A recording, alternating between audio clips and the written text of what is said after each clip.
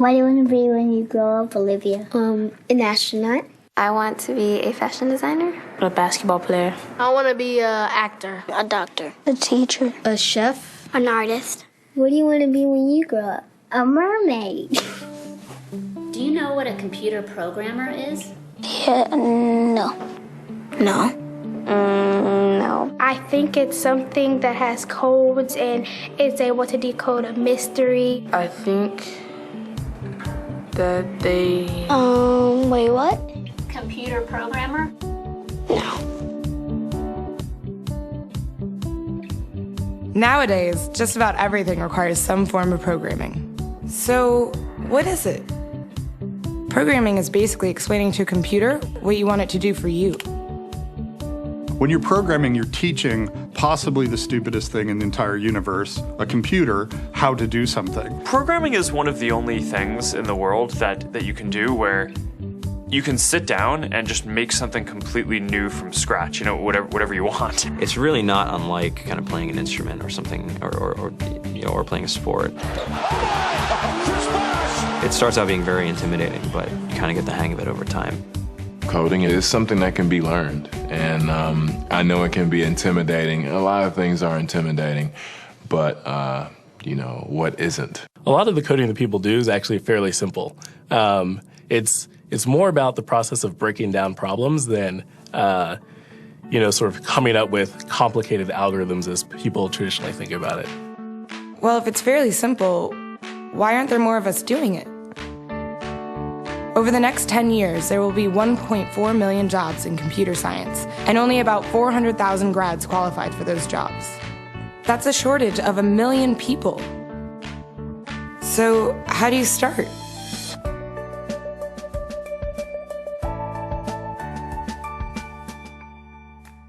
I was obsessed with maps when I was a kid, and cities specifically. So I taught myself how to program. I had a very clear goal of what I wanted to do, which is to see a map of the city on my screen and play with it. Put things on the map, move things around the map. See what was happening in the city, how it worked, how it lived, how it breathed. The best early thing was actually using software to decide when the classes in my school would meet, and that put me in a position to decide which girls were in my class. The first program I wrote asked things like, what's your favorite color? Or how old are you? I first learned how to make a green circle and a red square appear on the screen. The first time I actually had something come up and say, hello world, and I made a computer do that. It was just astonishing. When I finally learned a little bit of programming, that blank wall resolved into a bunch of doors, and you open them, and finally you start to open enough doors that the light comes in. And to me, a finished program is like a structure filled with light. All the corners are illuminated. You understand the structure of it. It's a really serene feeling to have completed that.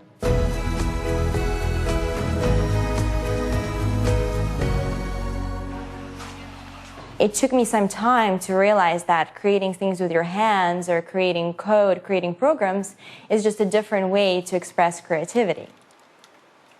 I think right now there's a big emergence of the culture of making. People who make their own scarves and hats, people who write their own apps. Now it's just limited by your imagination and sort of what kinds of ideas what kind of understanding can you build into the computer so that it can do these things that were previously impossible.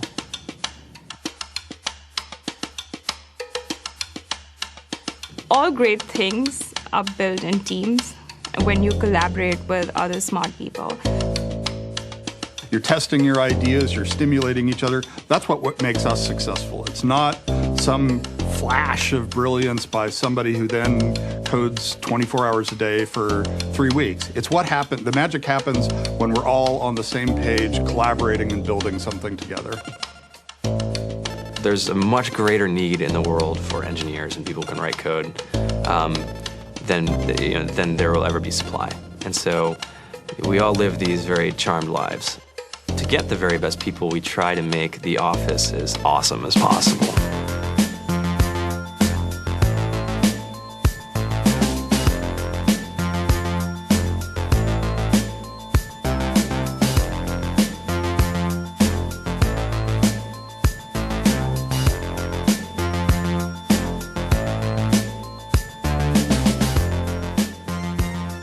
have a fantastic chef, Free food, breakfast, lunch, and dinner. free laundry, snacks, even places to play and video games and scooters. There's all these kind of interesting things around the office and places where people can play or relax or go to think or play music or be creative. I went on the Bureau of Labor Statistics for the United States, and there's about a third of the pie that's all the things you would expect. It's, they're working in the government, they're working in typical technology jobs. But then, like, the rest of the pie, and it was the majority of the pie, just split down into these little teeny slices of every industry imaginable. And what it is, computers are everywhere. You want to work in agriculture? Do you want to work in entertainment? Do you want to work in manufacturing? It's just all over.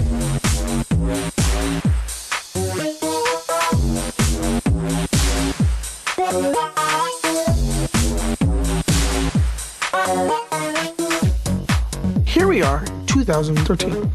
We all depend on technology to communicate, to bank, information, and none of us know how to read and write code. So you guys, what else? Who else has an idea of what we can change with our programming? What else can we do? Tiffany? What I saw my students take away from using Scratch and programming in our classroom is that they were willing to push through problems. It really builds critical thinking, it builds problem solving, and it's something that they can then apply to math in the classroom or their reading skills. We integrated science with this programming, and I saw my scores go up 30%. When I was in school, I was in this after-school group called the Whiz Kids. And when people found out, they laughed at me and, all these things. And I'm like, man, I don't care. I think it's cool. And, I'm learning a lot. And some of my friends have jobs. It's important for these kids. It should be mandatory to be a citizen on this planet, to read and write code. I just think you have to start small, right? And I think that's one of the biggest misconceptions about computer science and programming overall is that you have to learn this big body of information before you can do anything. You don't have to be a genius to know how to code. You need to be determined. Addition, subtraction, that's about it. You should probably know your multiplication tables. You don't have to be a genius to code. Do you have to be a genius to read? Do you have to be a genius to do math? No? No?